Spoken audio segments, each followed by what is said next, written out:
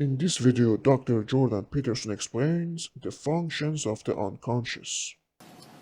All right, so Freud by 1900 had identified a lot of different functions of the unconscious, and so here's 4 of them. One was the unconscious had a conservative function, which meant that it stored memories, often inaccessible to voluntary recall. Now, we don't really know how memories are stored in the brain, but here's a guess. So when you have an experience, imagine that that produces a pattern of neural activity. It's not just neural, but a pattern of activity in your brain and in your body. At least part of how you remember is to reactivate that pattern. But it's not that simple, obviously, because otherwise you'd act out all your memories precisely. And we don't know exactly how that initial pattern of experience gets edited down to the thing you remember, but we do know that it gets edited down in some ways as a consequence of its relevance to your current goal structure. How that happens? It seems computationally impossible. We really don't understand how it happens at all. We don't understand how you can compute what's relevant and what isn't. It seems that the world is too complex for that to even be possible. So conservative. Dissolutive, the unconscious contains habits, once voluntary, now automatized, and dissociated elements of the personality which may lead a parasitic existence.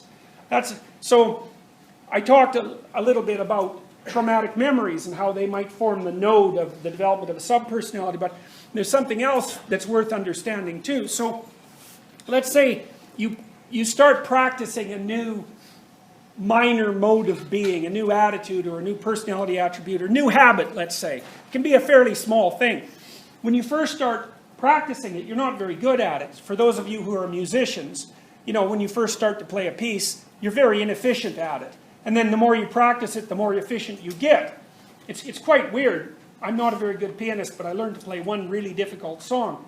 But the terrible thing is I'll learn to play it, and then at some point I'll realize that I don't know the notes anymore. And as soon as I realize I don't know the notes, I can't use those habit patterns anymore. And then I have to figure out the notes again. It's very, very annoying.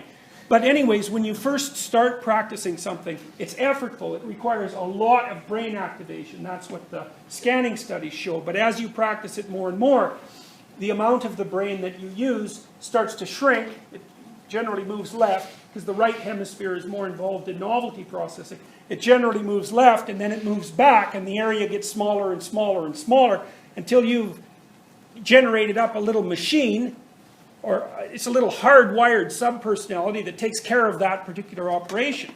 Now that's worth thinking about too, because what that means in some sense is that your brain is full of the things that you've practiced. And that's not exactly psychological, right? It's psychophysiological. It's part of your psyche, but it's also hardwired into your brain. If you want to overcome one of those habits, you have to build a new machine that shuts it off. You can't just get rid of it.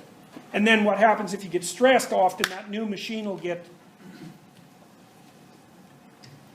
I don't know exactly how it happens. The stress will reduce the functioning of the new machine and the old habit will pop back up. Some of you will have noticed this. How many of you have moved away from home? Okay, so how many of you notice when you go to your family of origin that all sorts of personality traits that you thought you abandoned immediately come flooding back?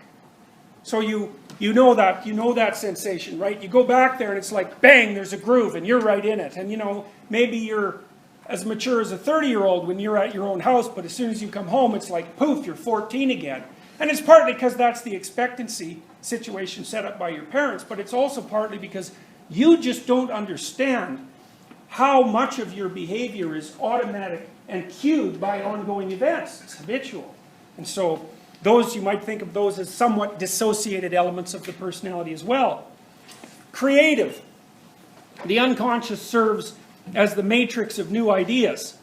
So that's a more Jungian idea, and the way that seems to work, you might think, how in the world can you come up with a new idea? This doesn't make sense, right? I mean, what are you conjuring something out of nothing? Well, And you could say, well, they're combinations of old ideas, but you know, that's not that helpful, because you can't just take a bunch of old ideas and like shuffle them and come out with some new spectacular ideas. It's a lot more complicated than that. So here's one way to think about. Freud investigated, in some sense, the surface of the creative unconscious, and he was more concerned about Jung called Freud's unconscious the personal unconscious. So that might be the unconscious that you have that's related specifically to your experiences. Conscious and unconscious, like it can be deep. Jung had a dream once, for example, I hope I've got this right, that Freud and him were excavating the basement of a structure, and that Jung broke through and found another huge structure underneath that, and that's just about exactly right. And so there's the personal unconscious, and then underneath that, in theory, there's what Jung called the collective unconscious, and that would be, God only knows what that is, but in part what it would be is whatever it is that makes you human from an evolutionary perspective. And we don't know, like you have a specific mode of being that's a human mode of being. I think it was E.O. Wilson, who's a great entomologist and also the originator of sociobiology, which is like a branch of evolutionary psychology. He studied ants forever and social behavior of ants, and he once said, if we could talk to ants, we wouldn't have anything to say to them. And what he meant by that is that, like, ants are interested in a bunch of things that you just don't care about at all. Like, they're not jealous, they don't get jealous, they don't fall in love, they don't have sexual feelings or behaviors, they're not a cognitive creature. It's like, what the hell are you going to talk to an ant about? How is it going carrying that grain of sand? It's like an ant doesn't even care about that.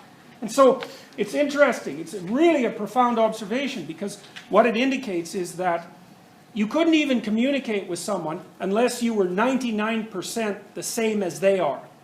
Because to communicate with someone means you have to share a whole massive, immense set of presuppositions. So for example, if I say, I got jealous at a party last week. It's like, you're not going to say, what do you mean jealous? That isn't going to be your question. You're going to say, well, what were the particular circumstances that elicited that response? I don't have to explain anger. I don't have to explain playfulness, hunger, all the basic human motivations that you see displayed, say, in the typical adventure movie or romantic comedy. It's like, those don't need explanation because we're the same. And it's that sameness that constitutes the essence of the collective unconscious. Now, Jung's hypothesis was that you're not only biologically structured, in terms of your morphology and your physiology, but that extends right up into your brain structure, and even above that, into the contents, either the contents of your psyche, or at least into the way that your psyche becomes organized across time. Thanks for watching.